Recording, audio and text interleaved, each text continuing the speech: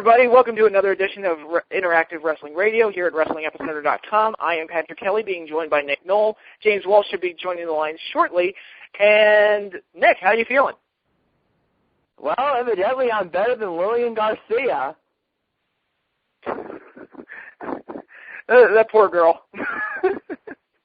You know what? To be fair to her, I didn't even notice the mistakes that she made, but I did notice that Jerry Lawler doesn't know that Transylvania is in Romania.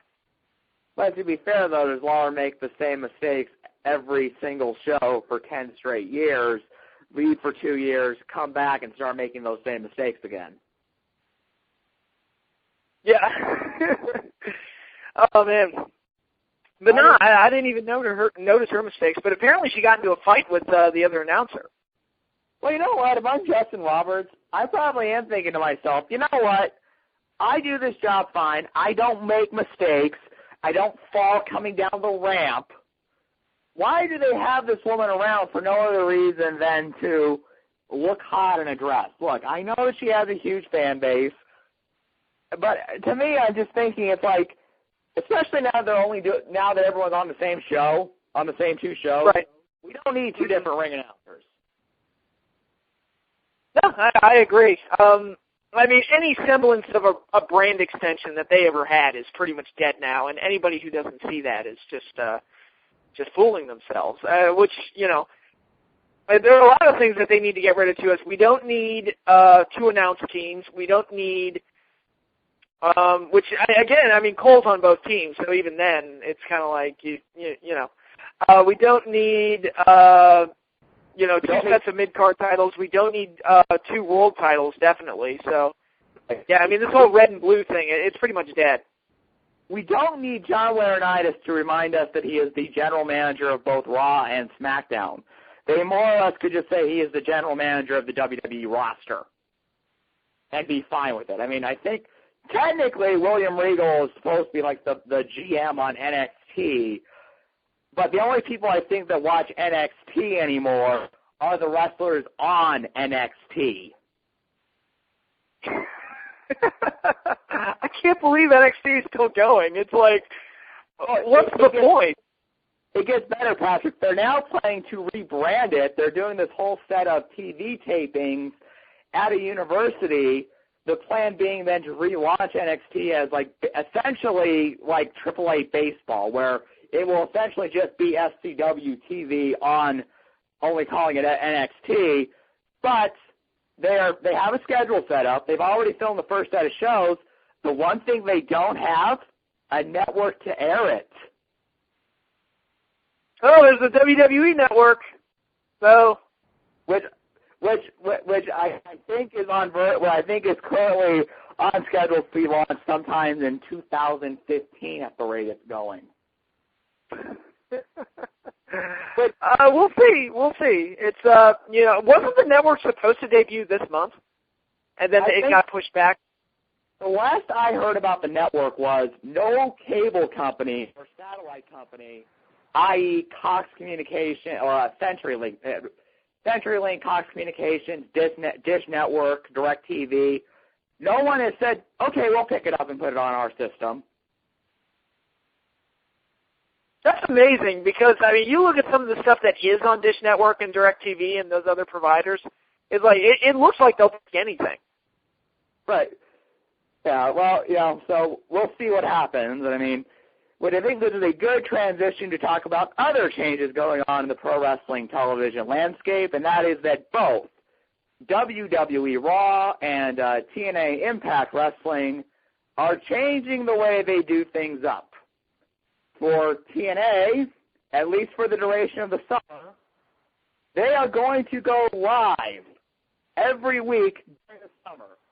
So let's all go, hooray! Because it's been a long overdue change that needed to happen, and fingers crossed that, you know what, they say, well, you know what, let's just keep going live. It doesn't cost us that much money now. We look at it week to week.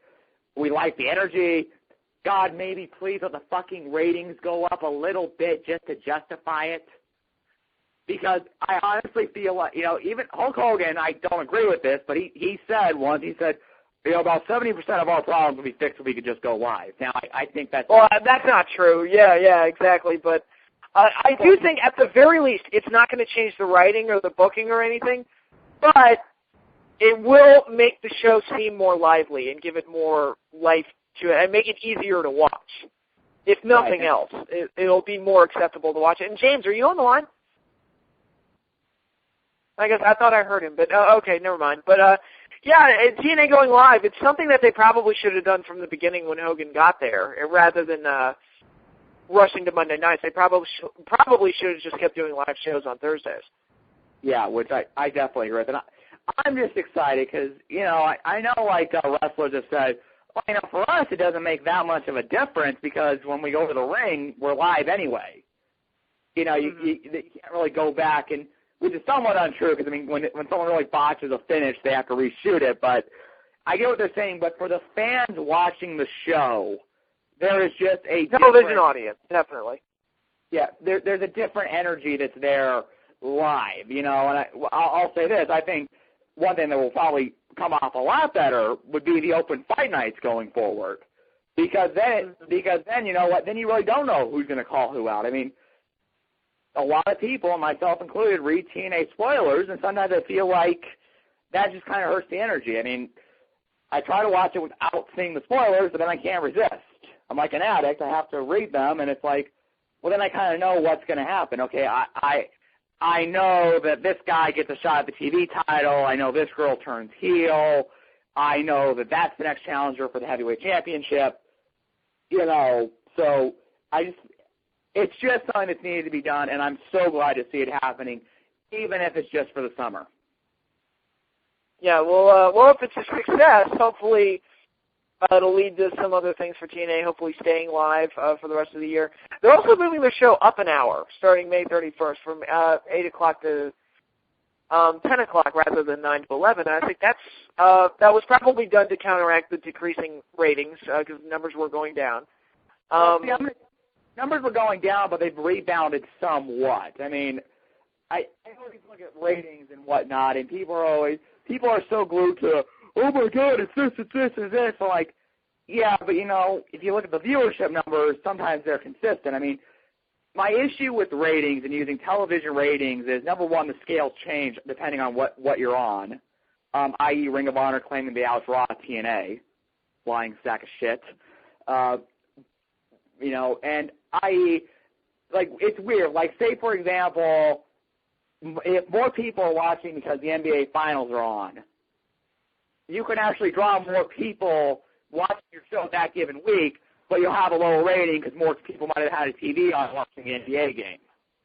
So, I look at the viewership numbers, and those have stayed pretty consistent. It's just the rating has been a little fluctuating, and I agree. I want the ratings to go up. I want to see them get 1.1, 1.2s, please, a 1.3 regularly. So I do agree with that. And I also say this, Spike is such a shitty network sometimes. I don't think they do TNA any favors with shit like Jail and Gangland on TV because, I'm sorry, those shows are absolutely fucking unwatchable. I do not want to watch some drunk guy or some drunk girl in a jail cell. It's the same goddamn thing every show. Don't tell me it's creative. Don't tell me it's original. They'd be better off, airing replays of any other show than fucking Jail and Gangland before TNA. So I'm just like, thank God. Well, let's be honest. Spike TV has never really been known for quality programming. TNA Impact and UFC are really the only other things that they've ever had, and UFC's gone, so, lose that. But, the best things on that network besides, TNA are James Bond movie marathons and Star Wars movie marathons.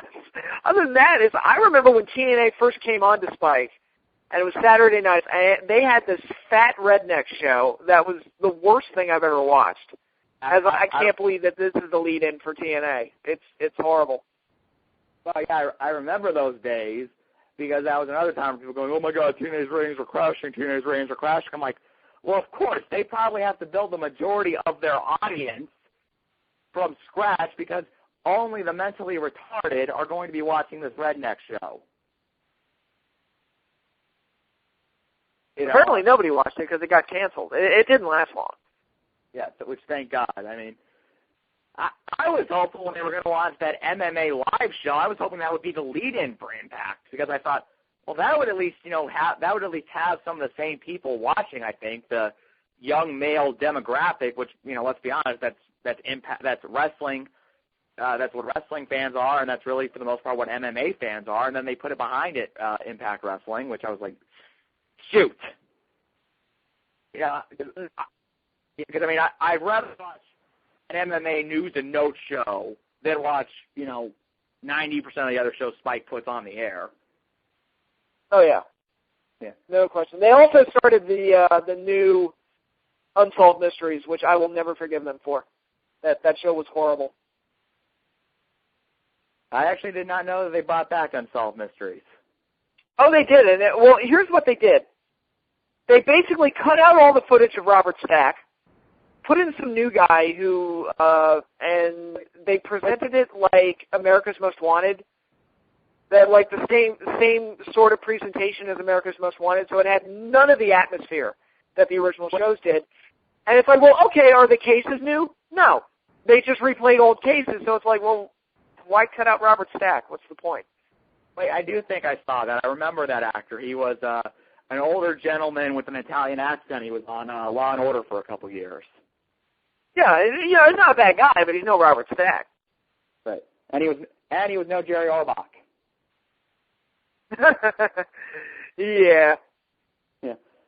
Yeah, so that's the change to TNA. They're bringing in they're doing they're going to do live shows throughout the summer.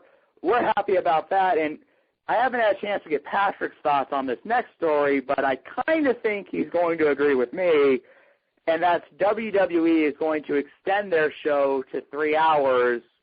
And when I heard that, my immediate thought was, do they not remember Nitro? Nitro's coming back, baby. Woohoo! Yeah, problem number one right off the bat. And you know what? I was there when Nitro went 3 hours. I was a dumb teenager that thought it was awesome. It's like, yeah, another hour of wrestling, yeah. But you can almost sense it right away. The show got too bloated, and they were just struggling to fill that third hour. I remember times where almost nothing happened in the hour because they just, they didn't know how to fill it. So they just put in a bunch of filler and a bunch of vignettes. And you look at WCW's roster at the time and how huge it was, they had trouble filling a 3-hour roster in 98, or a 3-hour show in 98. WWE's not going to be able to do it. Right. And what are they going to fill that extra hour with? They're going to fill it with more recaps, more comedy that we hate. More it's just going to be more of the stuff that we don't like that they're going to fill the time with. I'll even go a step further. Why in 1998 some of the luster was coming off of WCW, 1998 WCW beats the ever-living hell out of 2012 WWE. Yeah, it certainly does.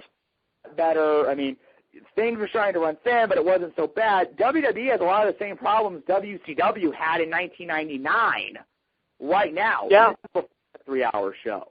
And they're making a lot of the same mistakes. Right. And 3 hours, to me, is just tough to fill. And I'm going to steal a little bit from Chael Sonnen. He says, I love to eat chocolate cake. I don't want to eat chocolate cake for 3 hours. And I know he actually did 25 minutes he was talking about fights, but what I mean is, as much as you love wrestling, 3 hours is a long time to watch anything every single week. And when you actually with their off season. Right. And when you watch the ratings for these 3-hour Raws when they do them, here's what usually happens. The first hour draws below 3 because most people either forget to watch it or don't care or they're not home from work yet or whatever. And then the normal show rebounds to what it usually does, in the second and third hour. So I'm thinking, if anything, what's going to happen is they're going to go to a third hour. They're going to start drawing, much lower than they've been drawing because now they have a third hour weighing them down. Yeah, it's. I don't know what's going to happen. I have this feeling that it was a USA move to do this. That this is something that USA is forcing on them. This is just a yes on my part. Yeah, you know what I'd almost say to the USA? I'm like, you know what? You want a third hour of our show on Monday night? You can have superstars. You can have NXT because at least those would be isolated. Those would be a little bit different because they'd be a different show, and maybe you'd also see the different set of guys. I feel like if you do 3 hours, we know what's going to happen. We know most Raw formats, which is first 20 minutes out comes John Cena, Johnny Ace, something. They talk it. They set up the main event, So, if anything, we're just going to see more of what we've already seen. I don't feel like that first hour is going to be really all that different from the standard first hour on a 2-hour Raw. I agree. I don't think it's going to lead to any major significant changes for anything. It's just going to be the same 2-hour show that we watch stretch out for 3, and it's going to get a little tired. Right. And some people might be saying, well, doesn't this give a chance to guys like, Zack Ryder or Tyson Kidd who don't get on Raw? The problem is that there isn't time for those guys. The problem is that the writers don't make time to use those guys. They choose to fill up the show with a very small core of people, keep the sole focus on that show. I mean, how many times do we see Johnny Ace on a given Raw? Oh, God. He's the star of the show, let's be honest. Right. How many times do we see John Cena on a given show? You could take some of those segments. I thought he was taking a vacation. Which, apparently his vacation was one night. I mean, that was like the weirdest damn thing I ever saw. Was like after the match with Brock Lesnar, he gets on the microphone and he was like, "Well, guys, I don't always get cheered when I come to Chicago, but I respect you guys. I love you. I love the enthusiasm. I think I'm going to take a break." And at first I thought what happened was he must think they went dark because I think I've heard in the past that after the pay-per-views are over, Cena will get the microphone. He'll basically do the whole, just thank you guys all for coming out. We hope you had a great night. See you the next time we come back here. Because I've seen that when I've gone to live shows. I thought that was that, and then it was like, oh wow, is he really leaving? And then the next night he was back.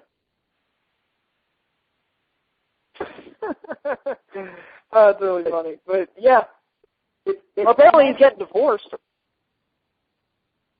Yeah, that's apparently the rumor, and his wife is absolutely stunned. I guess he he asked for it. He apparently his wife has filed a injunction saying that he can't file for divorce, or he did it improperly. Oh wow. Well, I guess it's one of two things. Something about either a prenuptial or a postnuptial agreement that she's saying can't be enforced. Or apparently, and it's been a while since I read the stories, but apparently when he filed for divorce, he used her maiden name on the forms, and she's saying, well, that's not my legal name because, like most women, she changed her last name to her husband's name. So I guess she's saying technically he can't file from a divorce from Elizabeth, whatever her last name was, because I'm now Elizabeth Cena, and I'm not even sure if her name's Elizabeth, ladies and gentlemen, but yeah, but there's been rumors that he's been telling people in the locker room this has been coming for a long time. There's been speculation that The Rock used that in one of his promos. Oh, really? I didn't even catch that. Well, it was that stupid Rock concert thing, which I think came on the night where he and Eve made out, and of course Zack Ryder was just off screen. Rock came out to sing, and he sang a little song Cena kissing on Eve, divorce lawyer around the block. I didn't even catch that. Okay. But yeah, the Rock concert was really dumb, but, Yeah. Oh, yeah. So, I just, and a lot, I just don't think that 3 hours is a good idea. I feel like of all the things you could do to improve WWE, the things that this is just a bad idea because it's not going to solve the problems. The problems I have with the WWE are way too much reliance on John Cena and the same old guys, no mid-card that means anything, way too much comedy. None of that stuff's going to change with this. I don't expect this, like, first hour will suddenly become like the segment of the show we're going to use to really please that pissed off guy from Nebraska that makes those major rants on that website. Yeah. I have like you said, I have no reason to think that they're going to completely change their creative direction, and an extra hour is not going to fix that. If anything, it's probably just going to enhance those problems, and you have an extra hour to sit through, so enjoy that. Well, I mean, it was interesting because, the book, The Death of WCW, points to a lot of the problems that extra hour added, and it kind of goes along with the brilliant point you made on your most recent video blog, and that is John Cena has pretty much reached that point where he's worked with everyone he's going to work with. Mm-hmm. So now it's like now you have an extra hour which you're going to fill predominantly with John Cena. It's like that's only going to expose that more. I mean, I was just thinking off the top of my head, guys that Cena hasn't had a big feud with since he became a top guy. The only two I could think of, Undertaker, who's been part-time the last couple of years, not even part-time, and Daniel Bryan. Right, and does anybody honestly believe that somebody like Daniel Bryan or Cody Rhodes would be a match for John Cena? Not the way they book him, which, I mean, we've talked about this numerous times. He's Super Cena. 20 guys beat him up. Like, the way Daniel Bryan's been booked and the way John Cena's been booked, do you really think that Daniel Bryan would be a match for him? Absolutely not. Yeah, I mean, Daniel Bryan's kind of a bitch. I mean, yeah, they showcase him a lot because the Yes chance got over, but he loses all the time. I don't even know how he's the number one contender to the WWE title, just based on the mere fact that he just loses a lot. And that's not a reflection on him at all. I mean, he's doing the best he can with what he's given, and him and Punk had a very good match that pretty much saved Over the Limit from being a disaster. But now people are going to think I'm an idiot for saying this, but it's my personal belief, and I will personally say that was the best WWE match I have seen in several years. I wouldn't go that far, but it was very good. Well, I'm going to base that purely off of the match itself. Sometimes I think when people talk about match of the year, they also throw in the storyline. Storyline was horrible. They gave them nothing. Punk lost. There was no storyline. Yeah, Punk lost to Japan Burt the week before. He didn't lose to Daniel Bryan, so it's like they didn't even give Bryan the token non-title victory over the champion.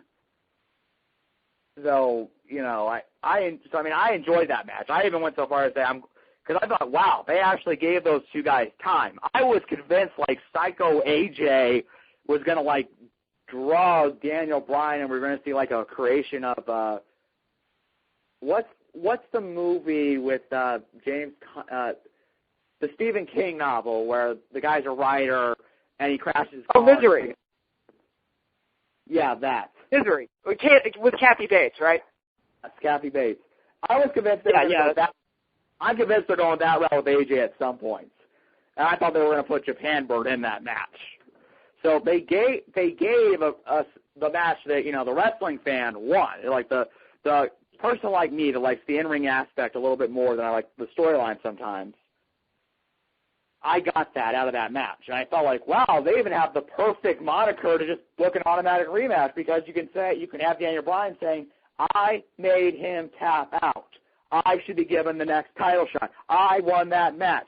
You even have him argue like a Chris Jericho conspiracy theory saying, the way the rules are written, I should have gotten the win because I had my move locked in first. It doesn't matter if he rolled me up. Just do that. You could have done that, and then the next time he loses to Kane. Oh, well, I mean, that was, again, he got bitched out. Yeah. So they kind of have to, like, you keep taking your heel and you keep knocking him down and knocking him down. It's like, dude, you got to build him up at some point, right?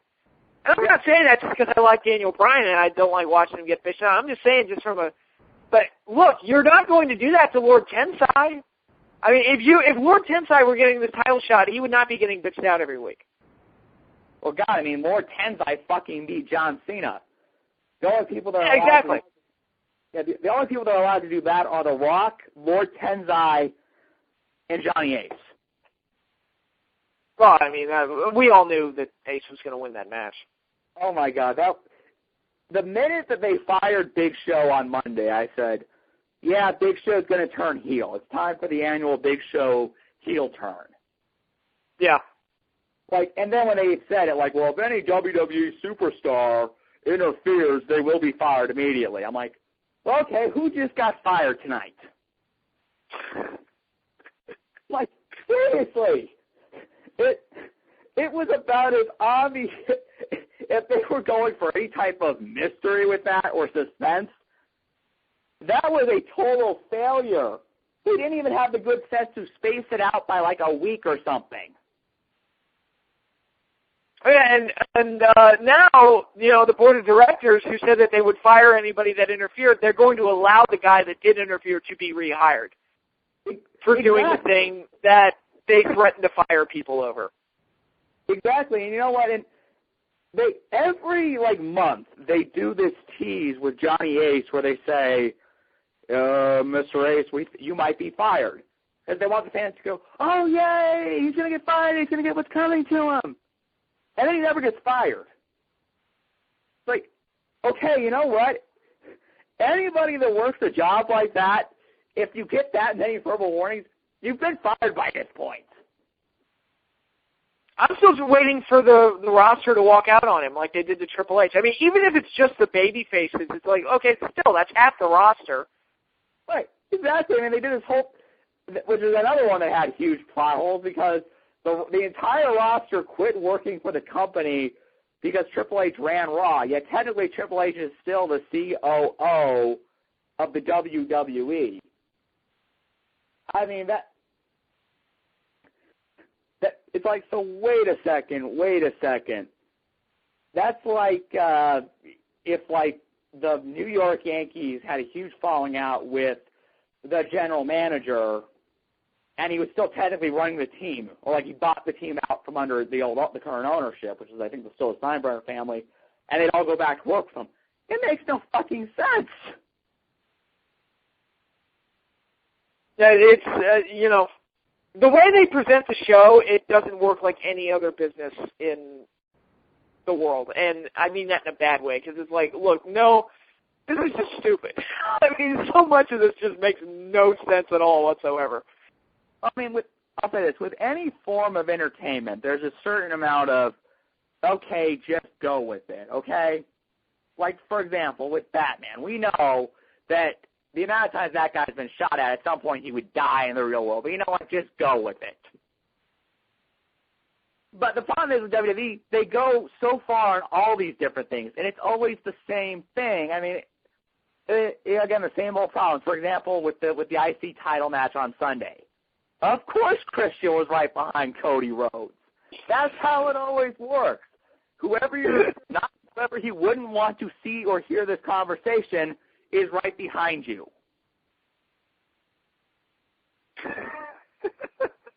That was so bad. And I love that Christian's a face now with no explanation. He's just a face now. Yeah. Yeah. Well, when it first started, when he first came out, I thought, okay, it was kind of oh, good, Christian's back pop, because people like Christian. I mean, he's a popular wrestler. But then it was okay, they booked him as a face. It's really strange, especially since he was ousted from TV because CM Punk beat the crap out of him, and he was a stooge for Johnny Ace, but apparently now he hates Johnny Ace. Yeah. But you would think, okay, if you want to bring Christian back and put him in a high-profile storyline, how about he jumps the guy that beat the living crap out of him? That's a very good question. I don't know. I mean, I guess we're supposed to forget that Punk beat the crap out of him. We're supposed to forget that. Yeah. So yeah, that's WWE. And by the way, Ace versus Cena should go down as one of the worst wrestling main events ever. It was over the top. I mean, it goes up there with the Cage of Concrete Doom Crypt. from WCW, the Concrete Crypt, some of the shitty stuff. The time ECW decided to have a main event with a hole in the ring. Like, yeah, well, that was like one of their pay-per-views, and they did a spot with Taz and Bam Bam Bigelow where Taz had his submission hold locked in, and Bam Bam threw himself backwards. He caved in a huge part of the ring. Well, then, of course, they still had the main event match to go, which, by the way, was stupid booking. It was Shane Douglas and Chris Candido versus Lance Storm and a partner of his choice. He picks Sonny, who immediately turns on him, and then outruns Al Snow, and he pins Shane Douglas. That sounds like Russo booking right there. You know, it's funny. A lot of the things that people make fun of Russo for, a lot of other people do. Yeah, and did them first, and yet they don't ever get called on it. Yeah, it's really strange how that works. Well, yeah. Which, you know, speaking of Russo-like booking, speaking of a WCW-like disaster, I want to mention this real quickly. As we all remember, back during WrestleMania weekend, ROH had several problems with their iPay-per-view broadcast. They blamed it all on Go Fight Live and dumped them, and they presented their first iPay-per-view a couple weeks ago, which was Border Wars. And what do you think happened? They had the same fucking issues, 10 times worse. Because even when the stream came back, most people said it was like watching a badly scratched up DVD. Yeah, and that's a major problem. Yeah. Which, by the way, Ring of Honor has a very loyal fan base, but even the most loyal fan base will get pissed off if this keeps happening to you.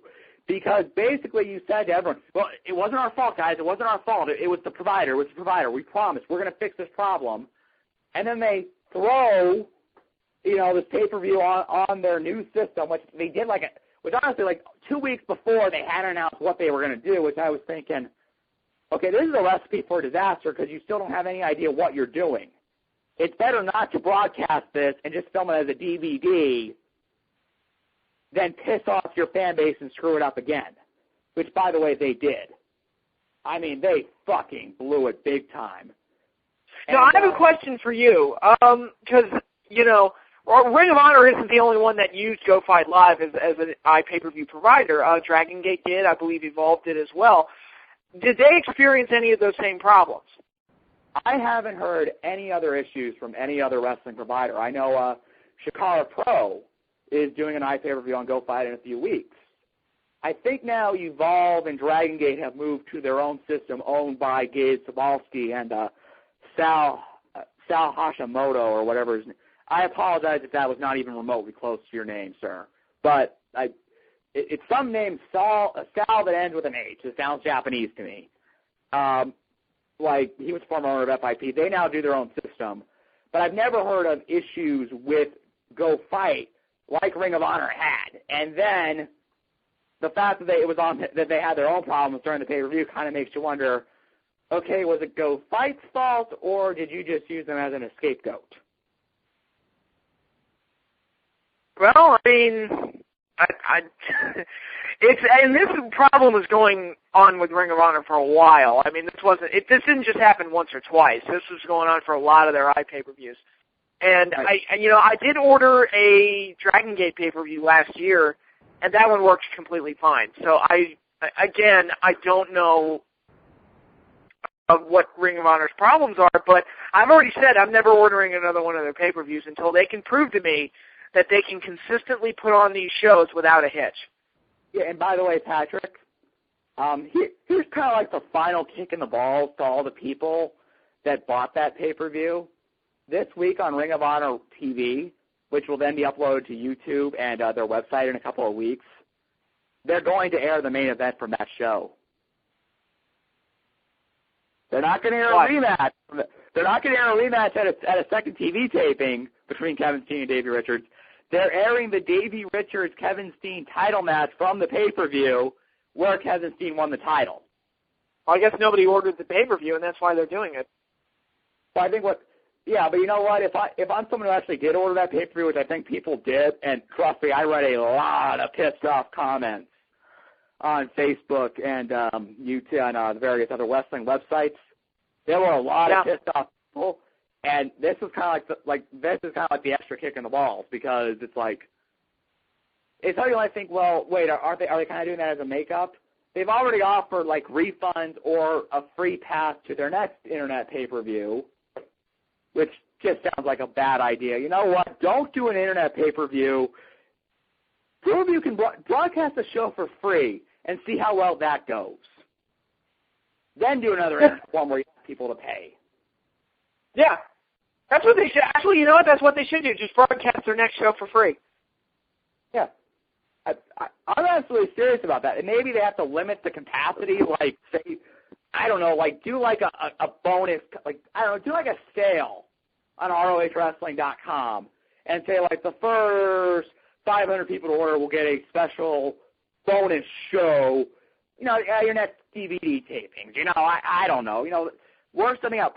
Because even a week before this debacle in Toronto, they had uploaded an old Bryan Danielson CM Punk match, which people had problems viewing when they were streaming it. Oh, man.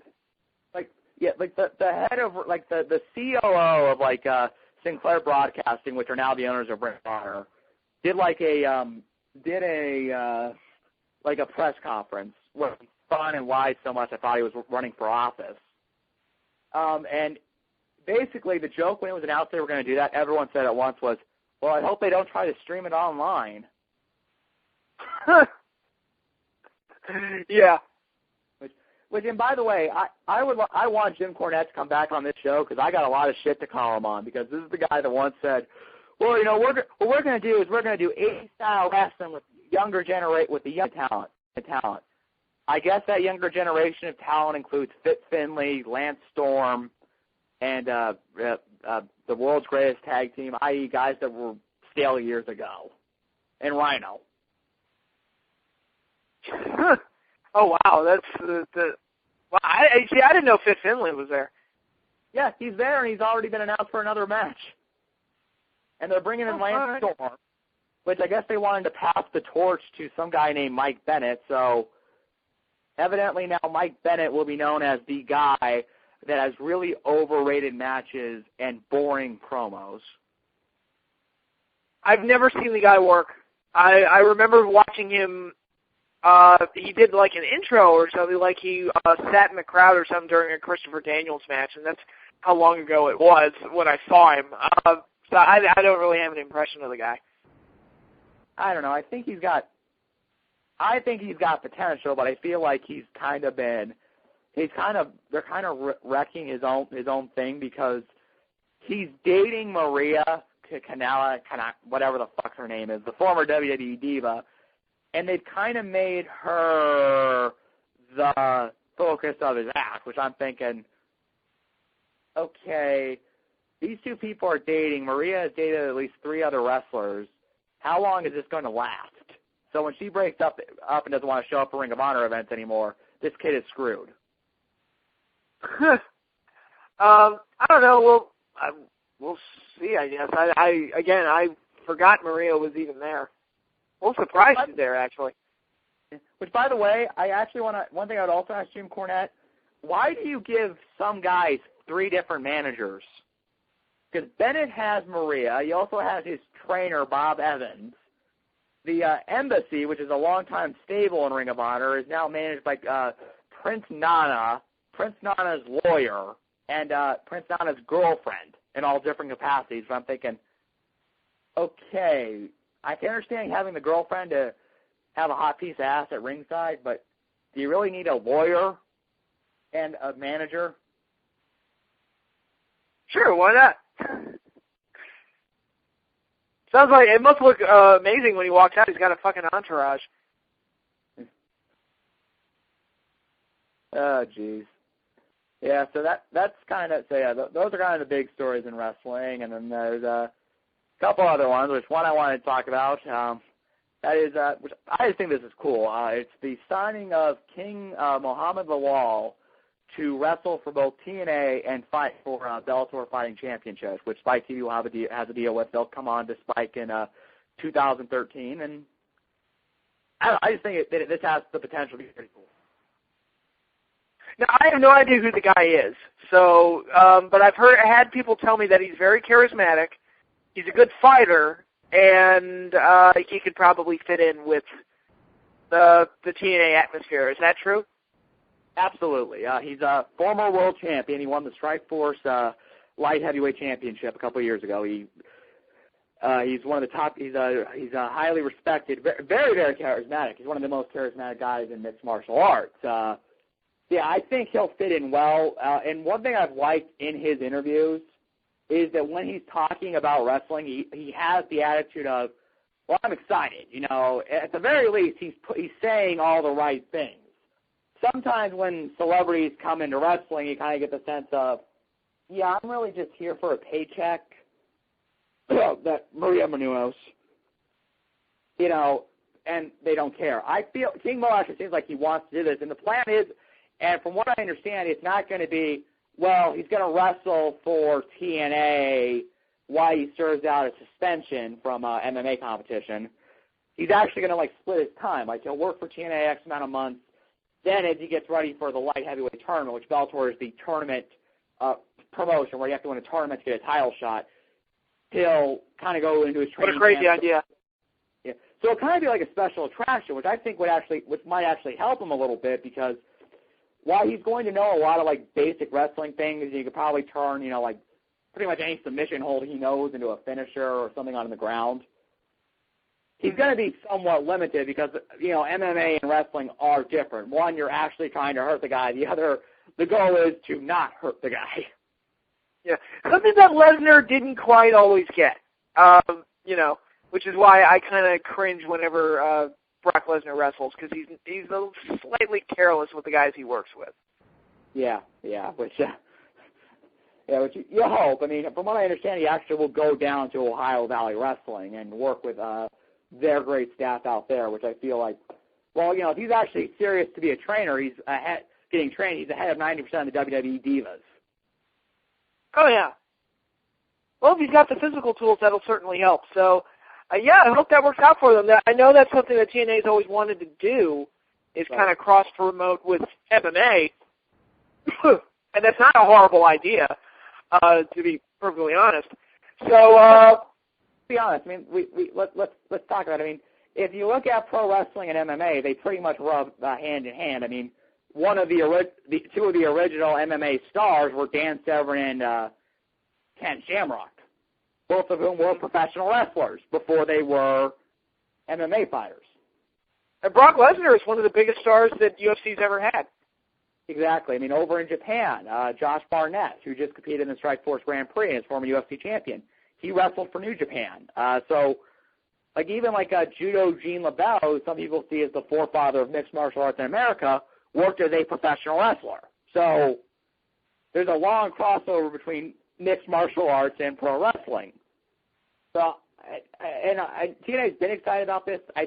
You always feel like Dana White wanted to keep the two separate, and then when Bellator kind of joined the Viacom family, you start seeing it. Like, you've seen, like, Eddie Alvarez and Ben Askren have done, like, commentary on TNA matches, usually Kurt Angle matches, which I think that's a natural feud for King Mo, because Mo is actually a former national champion wrestler, so you could have the great Olympic wrestler versus the great college wrestler. Right, and then you can get some special attractions out of him if he delivers and does transition well into professional wrestling. And I got to be honest, this guy is a more interesting pickup to me than getting an old guy. Like, okay, Ric Flair's leaving TNA, I don't care.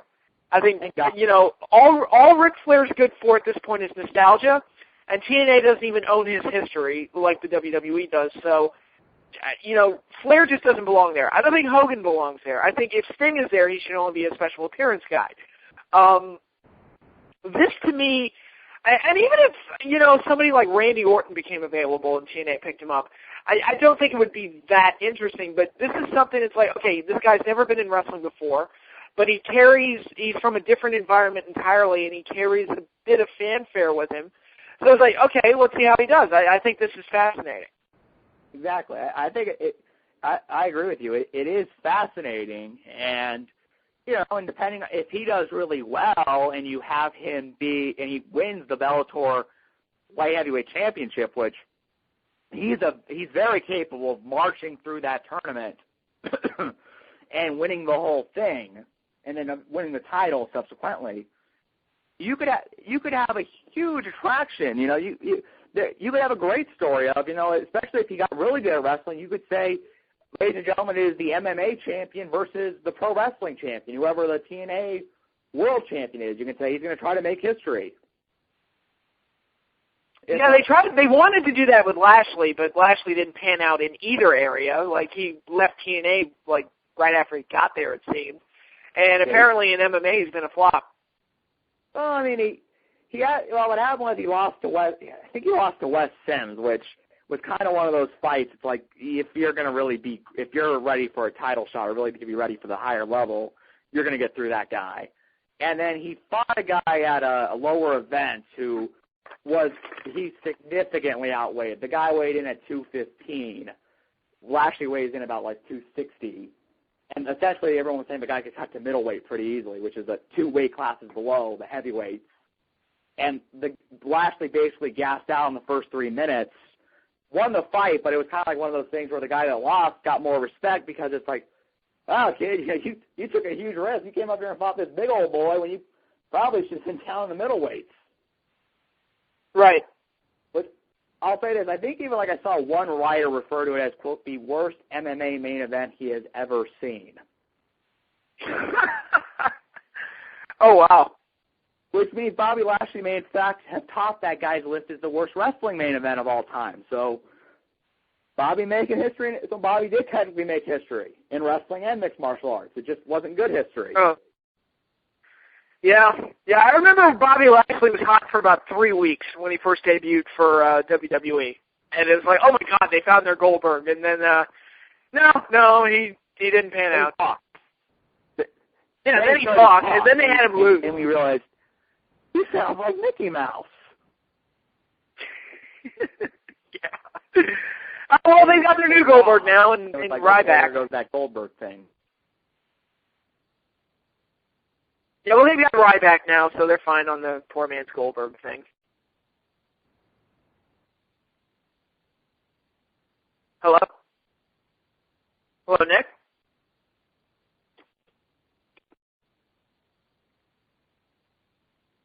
Oh, we must have lost Nick. How sad. Let's see. Okay, we're going to give him a few minutes to call back in, and if he doesn't, we'll just go ahead and wrap things up.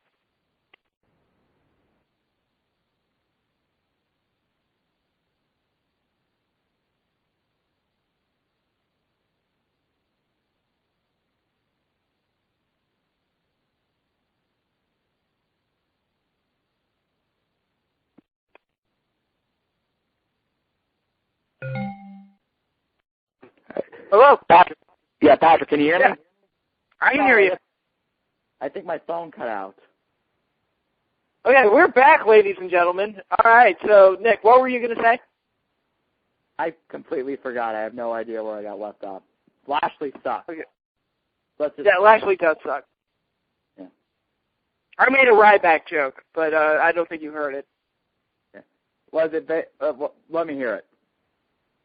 No, I was just saying, it's like, well, WWE's got Ryback now, so they filled their, requisites for poor man's Goldberg. Yeah, well, I mean, and I'll say this, it's to be fair, Goldberg was not the first wrestler to crush a bunch of low-card guys to be made into a superstar. Well, back in the day, everybody did it. Yeah. I think sometimes we're being a little hard on Ryback by saying, well, he's a Goldberg ripoff. It's like, yeah, but wasn't Goldberg an Ultimate Warrior ripoff? And then they did the same thing to get Hogan over and other, See, Lashley, now, this is a different, like, when Lashley came on board, he was enough of his own thing to where right away when we said this, oh my God, WWE found their Goldberg, we meant it in a good way, because it was like, he's not exactly like Goldberg, but there's enough of a similarity there in a good way. Ryback, with the way he enters and the way he looks and the facial expressions they have him make, it's like, dude, they're totally just trying to recreate Goldberg. Like, somebody watched tape of Goldberg and said, oh, we can do that. Yeah, it's also doesn't help that his finisher is very similar to the jackhammer. What is his finisher? I don't even know what it is. It's like an extra powerful Samoan drop, or like he arches the guy well above his head, but he kind of sets up for it similar to it does look a lot like the jackhammer. Oh, okay. You know, it's like, oh God, you know, he's bald. Yeah, he's bald. You know, he has one name. You know, it's like it doesn't help that it's like they literally said, yeah, we're just gonna make you Goldberg, so shave your head. But they would have been better off, you know, telling him to grow out his hair or something to at least make it look somewhat different. Well, there's a lot of things like, why is he the only one that fights local jobbers? I mean, that to me is kind of strange. Yeah. Well, I mean, like if like this were the old days, that wasn't uncommon, but now, yeah, it's very uncommon, you know. And I think though they're now trying to move up to like guys that are at least on contract. Like he fought like Camacho, who I think is Haku's son. So okay. So I mean, at least he's fighting out like the lower card. But it's like, yeah, you know, you kind of agree. It's like one of those things you see right away when you see the guy you've never seen before or even heard of. You're like, okay, I think this is going to be a squash match. And because those aren't common anymore, it's like, oh yeah, here comes Ryback.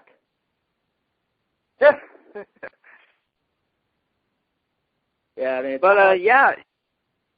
It's not like the old days where you'd see like a bunch of squash matches or low-level guys were like, and then it'd be like, well, I wonder who's going to come out. It's going to be Rick Rude. It's going to be The Warrior. You know, it's like, or it's going to be JYD. It's, oh, here comes Ryback. Yep. But, yeah, is there anything else you wanted to talk about? Just see. Talked about the changes. Talked about King Mo. Talked about Ryback. Trash Ring of Honor. I think we're pretty much good. Oh, yeah, we're good. So, all right, well, thank you for staying on the line with me, Nick, the whole time. I guess James couldn't make it. So, we'll throw some love to him as well. Yeah. Well, hopefully Walsh will upload this show, unlike the last one we did. Oh, he never put up the other one? Nope. That crazy boy. Crazy James. I'll give him a call right after we're off the line. Actually, I'll give him a call tomorrow to make sure he does it. So, we'll harp him. I'll pester him on Facebook. So, hopefully, if you're this on YouTube, it means James did his job. And if you're not hearing it on YouTube, it means you broke into James's house.